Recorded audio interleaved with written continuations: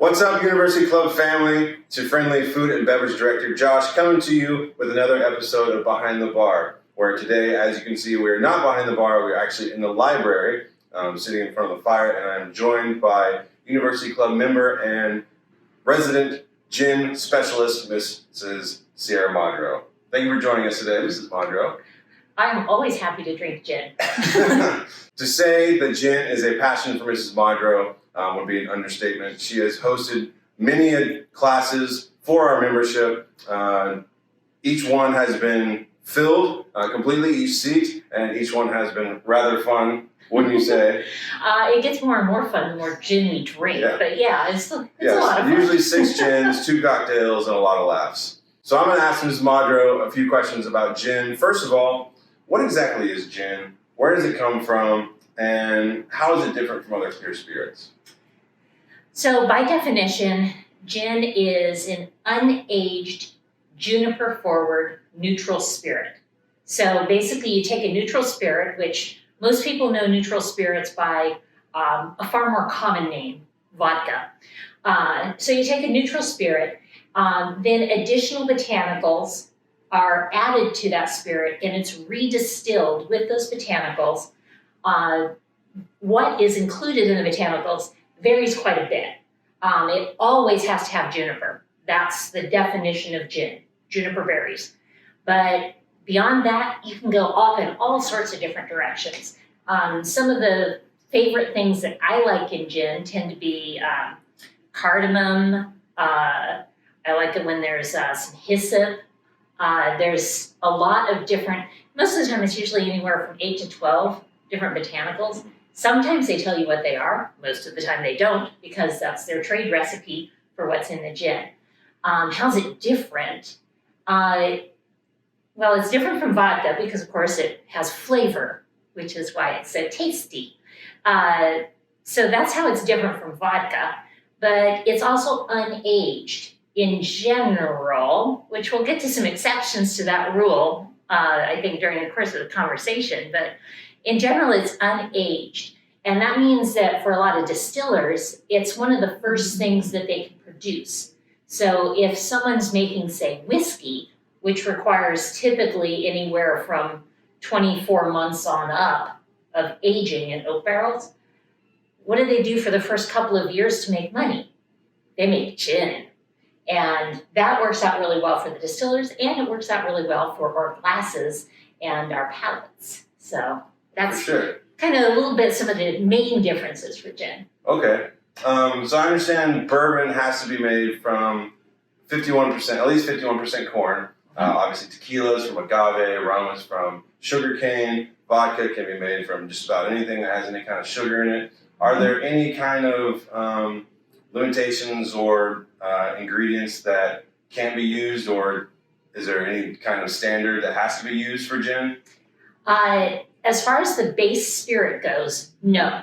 There's no restrictions on that. And in fact, one of the gins we're going to be tasting is actually made from grapes. So someone distills the grape and makes a grape vodka out of that and then makes it into gin. So yeah, there's no restrictions on that. We have had at some of my gin tastings, we've had gins that are based off of corn. We've had some from wheat. We've had sugar cane, which was actually a really yummy one. It was a gin that wanted to go back to its roots and be a rum. It was kind of tasty. And then the one that we're going to be having here that's grape based. So there's a lot of different options out there, and while technically it's supposed to be a neutral spirit, if you're starting from a grape base or something that's very flavorful, that still comes through in the resulting gin and does end up impacting the flavor, which can be quite a lovely thing. Yeah, how fun. Yeah. So wide open in terms of what you start your base completely wide open from the base spirit. Now, from what you're adding to it, the only thing that's required is juniper. Okay. Juniper in general is all the same juniper berry. I mean, that's a thing. But wild juniper tastes a little different from cultivated juniper. juniper grown in Eastern Oregon tastes a little bit different than the juniper that grows in Scotland. And so there's still regional variations, even though juniper is a required ingredient and it's required to be a forefront taste in the resulting product. So that juniper is kind of what we have to thank for that people may say piney flavor. Yes, yeah, it is. And that's how much juniper is in a particular gin does definitely impact how piney it tastes. And that's usually the thing that if someone catches a whiff of gin, they're like, oh, that's gin. It's the juniper that they just smelled, because that is a very distinctive odor and flavor. Yes, one that stays with you, for sure. Yeah. So I understand that there are lots of different styles of gin, a few of which are represented here. Can you kind of walk us through the styles that we have here and what kind of characteristics we can expect from each one? Sure. So we have three of the more commonly available styles here. We have an Old Tom, a London Dry, and a New International style. So our London Dry style is Bombay, Bombay Dry to be very specific. Bombay Sapphire is an abomination that no one needs to discuss. I'm opinionated. But the Bombay Dry is a very traditional London Dry style. It is also what most people think of when they think of gin. The London Dry style is kind of the traditional gin that's used in almost all cocktails. It was preceded, I haven't had any gin yet. Been a few hours. Oh, there we go. That wakes up the palate. London Dry started coming out in the mid 1800s, about 1860 or so. Old Tom style is what preceded the London Dry style, and Old Tom style, as you can tell, is beige, and that's because it is actually, it's not aged, it is rested. It is rested typically in used oak barrels, and that imparts a little bit of color to the resulting. Now, that's actually historical because, like I said, the Old Tom style is one of the oldest of the gin varieties. And when it was first starting to be made, it's not like they had giant glass bottles to put things in. If you had a whole big quantity of something, you put it in a barrel because that's what you had, to put big quantities of things in. And as it sat in the barrel, it took on some of the color of the barrel and took on some of those aging qualities, which is very distinctive for Old Tom. Old Tom is also the only one that gets sweetened, or more appropriately, can be sweetened. And most of the commercial Old Toms now are very lightly sweetened, including Ransom, which is one of the classic Old Toms. Now, Old Tom stopped being made for a very long time because it wasn't popular. London Dry very definitely took over the entire gin scene for many, many years, probably around 80 to 90 years. It pretty much was all London Dry. But they started bringing back Old Tom. Thank goodness. Because it works best in cocktails that are pre-prohibition that actually call for Old Tom style gin. If you're looking at one of the old cocktail recipe books from 1860 to 1900, a lot of those, if they're talking about, put a tot of gin in, is actually talking about Old Tom style. So it makes the whole cocktail taste different if you're using Old Tom versus London Dry.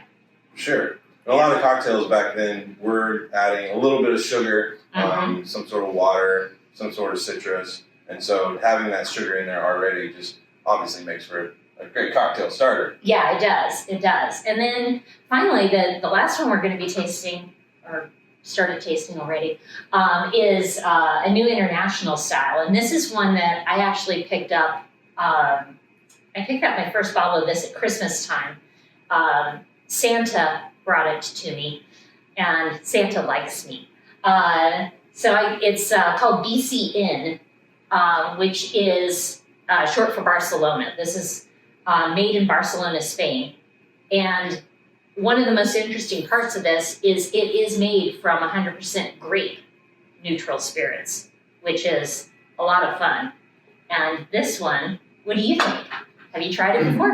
I've never tried it before. It's like no gin I've ever tried. Very mild on the juniper compared to obviously the London Dry and even the Ransom. But very smooth. Be fun, like you said, in a martini or vodka soda, vodka tonic, or sorry, gin and soda, gin and tonic. Very fun. Yeah, this is I've been liking this a lot recently. And you clued in on one of the key characteristics of the new international style, which basically started coming out late 1980s, early 1990s. And what happened, if anyone remembers cocktails of the 80s, I don't recommend it. The 70s and 80s were a dark period for cocktails. Things got really foofy and fruity and not very tasty.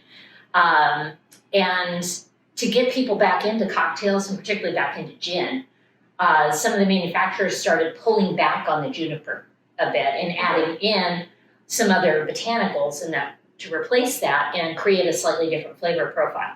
The two most popular new internationals are Bombay Sapphire and Hendrix, which is one of the most popular selling gins in the world. Not my favorite either. I'm generally not a new international person. I'm a London Dry gal. But that really changed the gin scene though, and produced a wider variety of gins that started pulling more people back into the gin fold. And now they're finally going back to the good stuff and getting back more into London Dry style. Whatever they can do to get them back in. It's a gateway gin. It is a gateway gin, but it's a really tasty gateway. It's pretty delicious. Yeah. And there are several other types of gins that we don't often see on the market. Slow gin, which is infused with sloe berries from the blackthorn bush. There's obviously the Dutch Jenever, which is kind of the original gin, if you will, named after the French word Genever for juniper. And then us English folks changed Jenever to gin. So there are a lot of different styles out there. These are probably the three that you'll see, especially the London Dry on the market. Yeah, and for good reason. London Dry's, I don't actually know. I'm going to make up statistics on the spot, but the way most people do. But if I were making a guess, which I am, I would guess London Dry's probably 70% of the gin market. Oh yeah. Something like that. Yes. Yeah. Easily. Yeah, maybe even more. Because if you're ordering a drink at a bar and the drink has gin in it, it is going to be made with a London Dry. Yeah, either Beefeater, Tanqueray, or Bombay. Yep. Every bar has one of those. Yes, thankfully. Or even Gordon's, which is not bad. Not a bad gin. You know, I am good friends with Gordon, and it is actually it is a solid London Dry style, and particularly, I mean, it gets a bad rep because it's inexpensive, but I think it's a great value because if you're making a martini, then you really want the right gin for the martini you're making, you know, for what you want to drink. But if you're adding it into something, particularly if you're adding gin into like a Negroni with Campari, that's so strongly flavored that you need a fairly juniper forward punchy gin to really work in that kind of cocktail. And Gordon's is perfect for that. Yeah. Without the punch, then it just kind of gets lost with the Campari and sweet vermouth. Exactly. So speaking of martini, it's obviously one of the most popular ways to enjoy gin. Yes, it is. Can you kind of walk us through how the martini came about and kind of your idea of how one should be made? Oh, yes. So the martini's history is shrouded in mystery. Yeah. It's no one really knows exactly where the martini came from. There are lots of origin stories, though. The most popular involve either a gold prospector in California, depending on which story you read, either in Martinez, California, or in San Francisco, plops a gold nugget down on the bar and asks for something special. And the bartender invents the martini on the spot. That's a very colorful story. So that one's quite popular. Another theory involves the fact that Martini and Rossi was one of the first dry vermouths introduced into North America. The martini is a North American invention. That is for sure. And Martini and Rossi. Martini and Rossi was our first dry vermouth. So there are theories that that's part of how it became the martini. Makes sense. Another popular theory, particularly for anyone who's ever lived in New York, is that it was invented in New York. In 1911 at the Knickerbocker Hotel, and, you know, certainly New Yorkers did a lot towards making the martini popular. And as you go forward in time, the whole 3 martini lunch idea that propagated through the lunchrooms of New York City certainly did a lot to secure the martini's place in history, but no one's really sure exactly how it got its name. It gets a little blurry when you look back at the history of some cocktails. Well, yes, probably in part because people were drinking the cocktails while they were writing the history. But the fun thing about the martini is really that the martini isn't just a drink. It's not like you can just go up to a bartender and say, give me a martini. A martini is a conversation because there are so many decision points in how one wants to make a martini. So how about we go make a martini? Enough talk, let's do it. So here we are, behind the bar, second floor. And like I said, a martini is a conversation. So let's start that conversation. If I come up to a bar, and which I do a lot of, and I say, I'd like to have a martini. Now, any really good bartender knows automatically that that should mean gin. Sure. But occasionally I still get asked. And of course, the correct answer is gin. Yes. And most of the time, the correct answer for me is Aria Portland Dry Gin, because most people here who know me know that I like Aria. But today, I'm going to go off my usual a little bit and use Beefeater. Lovely, classic. Beefeater is a classic. Beefeater was literally my first love in the gin world, that is. I would tell David. So, gonna use Beefeater. So, what's the next part of that conversation? Shaken or stirred? James Bond should be cursed. The correct answer there is always stirred. Yes. And there's 2 reasons for that. One is that it actually gets the martini colder, and colder is gooder. And the second reason that it's true, and this is the general rule, is that it doesn't have any fruit juice in it. There's no lemon, there's no lime, there's no juice in this. It's all spirits. And if there's all spirits, you stir it. Yes, Because Manhattan, yeah. Negroni, things Martinez, Martini, those are all things that should be stirred. If it has some sort of citrus, margarita, Paloma, anything, Cosmo, should be shaken. Exactly. So the right answer there is always stirred. Unless preference. Yeah, preference. The right answer is still stirred. I get to be opinionated. He has to cater to people.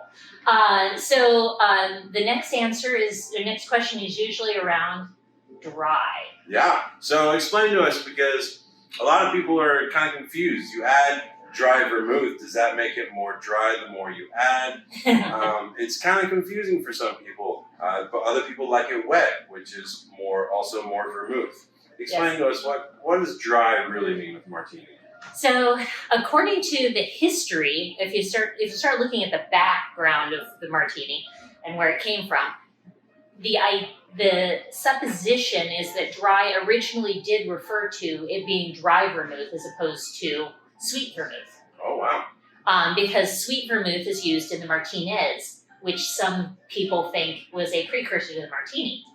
So dry does refer to dry vermouth certainly, but it also starts looking at how much vermouth you want in there. Now, for it truly to be a martini, it does need to have vermouth in it. If you don't have any vermouth in it, you have really cold gin, which is also good and not a problem, but it's not really a martini. That's kind of the joke is that that's the Churchill, Winston Churchill, who famously said at one point that he wants to be able to see the bottle of vermouth from across the room while you're making the martini. He didn't do either that or, just wave it over the top. That's how much vermouth put in. Or just whisper the name while you're making it. Yes. Lots of different things. But so how much vermouth you put in is part of the conversation. I tend to be what I jokingly refer to as vermouth positive, in that I start going more towards the more traditional recipes for martinis. The earliest recorded recipes for martini are what are now referred to as 50-50s. It's half vermouth and half gin. And that's actually a really, really tasty martini. But you have to have really good vermouth. Of course. And most people who think that vermouth in martinis is not a good idea have had some really bad or really old vermouth. Neither of which is good. Vermouth is a wine. Yes. And it's not like you're going to go sit your Pinot Noir on the counter for 6 months and still think it's going to taste good. Yeah, while you have a splash at a time, once or twice on a Friday night. Exactly. So you have to have fresh vermouth. So the vermouth question about dry at this point usually means a ratio that's anywhere from 1:4 to 1:6. Okay. So it's a decent sized splash of vermouth. And extra dry is the abomination that's basically just cold gin. And then you can go all the way up to like a 50-50. The perfect martini, which occasionally gets talked about, is that 1:4 ratio. Okay. Yeah. So we've discussed that it's gin. We know that it's dry and what we mean by dry. We know that it should be stirred. The last question is Oliver Twist. Or onion. Or cucumber. Not cucumber. Not the cucumber. Olive or twist. Or onion, which is really a Gibson, not a martini, but it's still a very valid option. I tend to be a twist fan because the citrus oils in the twist really bring out the flavor of certain gins. Mm-hmm. And one of the things that's important when you're looking at a martini is pairing the gin with the garnish. Because some things work really well with lemon, some work well with olives. There are some things that if you put olive in it, it would be seriously gross, and no one should ever do that. So you have to think about how those things are going to pair together, and that's another part of the conversation. There we go. But I still don't have a martini, so I think it's time to just make one and talk about what we're going to do. So I'm going to be stirring this, so we've got something in which to stir it. We need some ice here. And I've got Beefeater, which is, of course, a very classic. Perfect. And so depending on how you want to do things, you can be a measurer or you can be a pourer. I personally am a measurer. Do we have a measurer? Woohoo, perfect. Now, the thing with martinis is you're looking at proportions. So you also have to know how big your glass is. Our glasses will hold just about anything you want to put in it. So we're going to go through here and I'm going to I'm gonna make these how I make them at home, where my glasses are like a fraction of the size of the ones that we have here, which is true for just about anyone who has a home bar. Okay, so I've got my gin, and I know how I do this, so I've got my vermouth. You'll notice that was a legit splash, strong splash that went in there. Now I'm gonna be stirring this. Now this is where you have to really, a lot of people think that you're stirring this for like 4 seconds and then you're done.